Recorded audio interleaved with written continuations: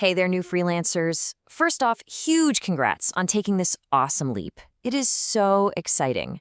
But let's be real, that excitement can get, a little buried under a pile of financial stress. And it usually comes down to the same few mistakes that, honestly, almost everyone makes right at the start. So if that sounds even a little bit familiar, you are in the perfect place. Today, we're going to break down the 5 biggest money mistakes I see new freelancers make. And more importantly, I'm going to give you super simple, fast fixes to get you back on track like starting today. Ready? Let's do this. All right, before we jump in, just a quick disclaimer. Everything here is for educational purposes, okay? It's not personalized financial or tax advice. So for your specific situation, it's always a super smart idea to chat with a professional. Okay, so here's what we're tackling today. First, we've got mixing your finances. Then, the dreaded tax bomb. After that, we'll talk about the undercharging cycle, the huge risk of not using contracts, and finally, how to get off that crazy feast or famine spiral. Let's get to it. All right, first up, let's talk about the number 1 rookie error, and I mean number 1, mixing your personal and business money. You know what I'm talking about, right? Client payments land right in your personal checking, and then you're buying groceries and your business software from the exact same pot of money. It's messy. So why is this such a big deal? Well, when everything's all jumbled up, you have literally no idea if your business is actually making a profit. It turns tax time into an absolute nightmare, and trust me on this one. And maybe the worst part, it tricks you into overspending during those good feast months, because you think you have way more cash to play with than you actually do. I mean, just look at the difference here. On one side, you've got total financial chaos in one account. And on the other, pure clarity.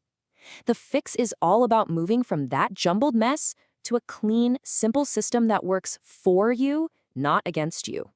And here it is, the solution, the 3-account fix. And it is so simple. First, you open a dedicated business checking account.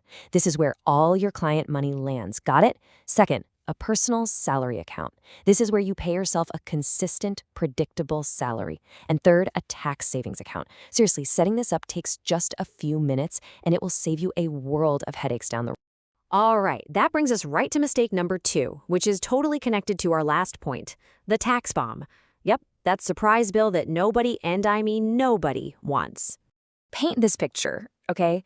You land an amazing project. That big invoice gets paid, and you feel rich. So you spend it. And then, bam, quarterly taxes are due or year-end hits, and it feels like you've been hit by a truck. It can seriously stop your business in its tracks. So why does this happen? Well, remember, unlike a 9-to-5, there's no employer taking taxes out of your paycheck for you. You're responsible for the whole shebang, your normal income tax plus that self-employment tax, which can be a nasty 15% surprise if you're not ready for it. Okay, I want you to burn this number into your brain, 25 to 35%. Just think of it this way. For every dollar you earn, about a third of it isn't really yours. It belongs to the tax man from the moment it hits your account. The fix? You've got to treat taxes like your most important non-negotiable bill. The second a client pays you, you immediately move that 25 to 35% into that special tax savings account we just talked about. Hey, pro tip, put it in a high-yield savings account. That way, that money is actually making you a little extra cash while it's just sitting there. This turns a terrifying tax bomb into just another predictable, manageable expense. All right, let's move on to mistake number 3. And this one is huge for your confidence and your bank account, the undercharging cycle.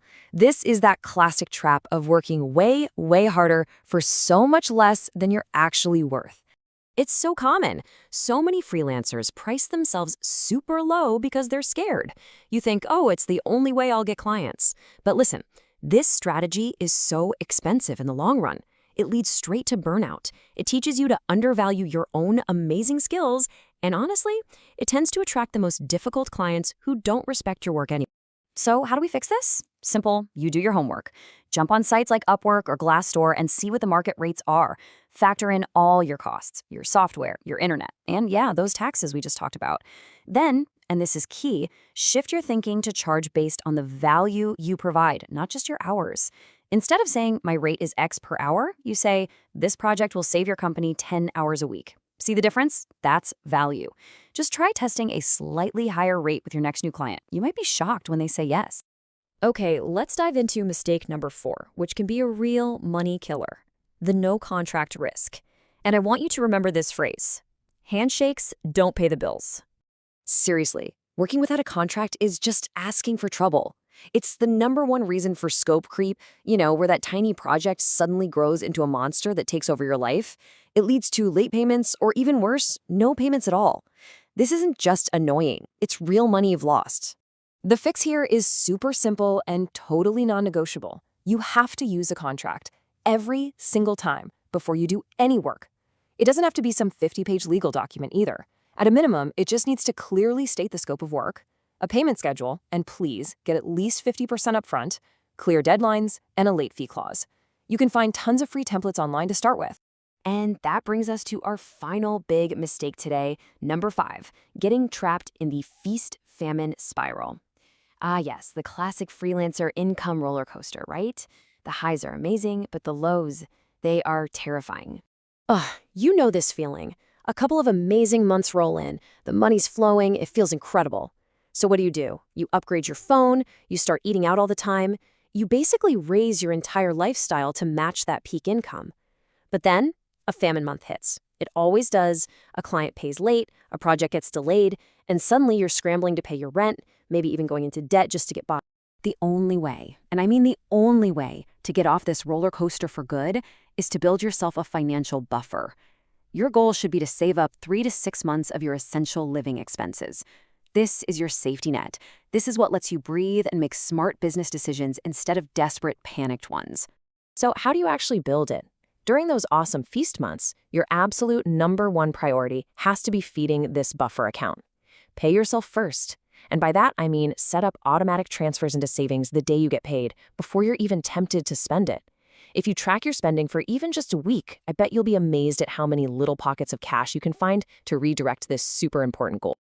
So let's recap. There's your action plan. Number 1, separate your accounts. 2, set aside that 25 to 35% for taxes. 3, charge based on your value, not your time. 4, always use a contract. And 5, build that 3 to 6 month buffer.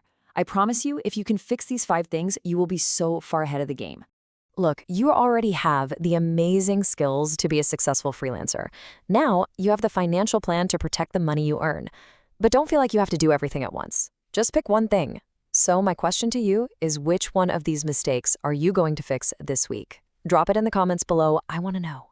You've totally got this.